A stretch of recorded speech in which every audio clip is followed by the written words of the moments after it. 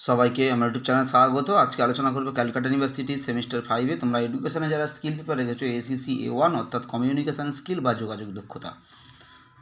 তোমাদের ফাইনাল এক্সামটা হয়তো 2025 সালের প্রথমে হবে কিংবা 2024 সালের শেষে হবে।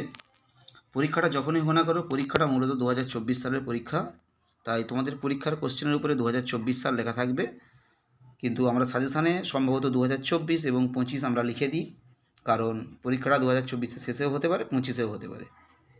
তোমাদের জন্য 10 নম্বরের যে প্রশ্নগুলো পড়তে হবে সেগুলো ভালো করে তোমরা দেখো। তোমাদের 10 নম্বরের কোশ্চেন পড়তে হবে, তোমাদেরকে লিখতে হবে 3টে, পরীক্ষা 6টা থাকবে। ভালো করে তোমরা প্রশ্নগুলো দেখো। যোগাযোগ প্রক্রিয়ার প্রকৃতি ব্যাখ্যা করো। যোগাযোগের দক্ষতা কী? বিভিন্ন প্রকার যোগাযোগ কী কী? কার্যকর বা উত্তম যোগাযোগের বাধাগুলো আলোচনা করো। যোগাযোগ প্রক্রিয়াটি উদাহরণসহ ব্যাখ্যা করো। যোগাযোগের বাধা বা প্রতিবন্ধকতা আলোচনা করো। এই যোগাযোগের বাধা বা প্রতিবন্ধকতা যা, এবং ওখানে 2 নম্বর প্রশ্নে উত্তম বা কার্যকর যোগাযোগের বাধা, দুটো প্রশ্নের উত্তরই একই। দলগত আলোচনা পদ্ধতির বৈশিষ্ট্য লেখো। শ্রেণীকক্ষে দলগত আলোচনা পদ্ধতির গুরুত্ব বা ভূমিকা লেখো। শিক্ষার্থীদের শ্রবণ অক্ষমতার ক্ষেত্রগুলি আলোচনা করো। শ্রবণ দক্ষতার সুবিধা অসুবিধা আলোচনা করো। শ্রবণ দক্ষতা কী? উত্তম শ্রবণ দক্ষতার নীতি লেখো। বিভিন্ন ধরনের শ্রোতার শ্রেণীবিভাগ করো। শ্রবণের ক্ষেত্রে বাধা কী কী হতে পারে।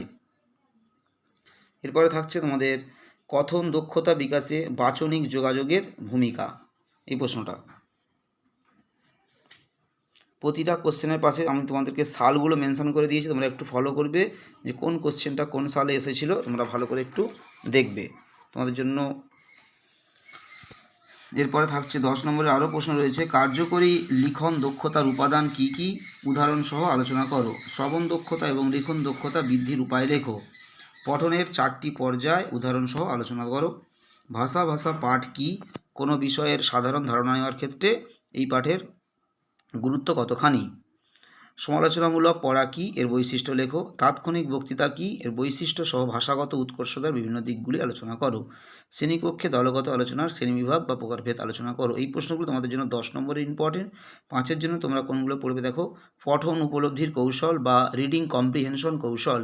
শ্রেণীকক্ষে বিভিন্ন ধরনের যোগাযোগ ব্যবস্থা শ্রেণীবিভাগ করো। উপস্থিত বক্তৃতা কী? পূর্বরূপ বলতে কী বোঝো? জনসমক্ষে বক্তৃতা, এগুলো টিকা লিখবে। পঠনের বৈশিষ্ট্য, পঠন কী এর বৈশিষ্ট্য। লিখন দক্ষতার প্রয়োজনীয়তা, সঠিক উচ্চারণ দক্ষতার বিকাশ, বিতর্ক ও দলবদ্ধ আলোচনার পার্থক্য, ইন্টেন্সিভ পাঠ এবং কার্যকরী কথন দক্ষতা। এই 10 নম্বর এবং 5 নম্বরের প্রশ্নগুলো তোমরা ভালো করে স্টাডি করো। এর মধ্যেই তোমরা সমস্ত বড় প্রশ্ন কমন পেয়ে যাবে, এবং এখান থেকে তোমাদের যে 2 নম্বরের প্রশ্ন আসবে 20টা, আমি তারও উত্তর আপলোড করব, এবং এই বড় প্রশ্নগুলোর উত্তর এক এক করে আপলোড করা হবে। তোমরা কন্টিনিউ চ্যানেলটা ফলো রাখবে, তাহলে উত্তর পেয়ে যাবে। এবং যারা অ্যান্সারের পিডিএফ চাও বা যারা অ্যান্সারের পিডিএফ নিতে চাও, তারা আমার সঙ্গে পার্সোনালি যোগাযোগ করবে আমার হোয়াটসঅ্যাপ কিংবা মোবাইল নম্বরে।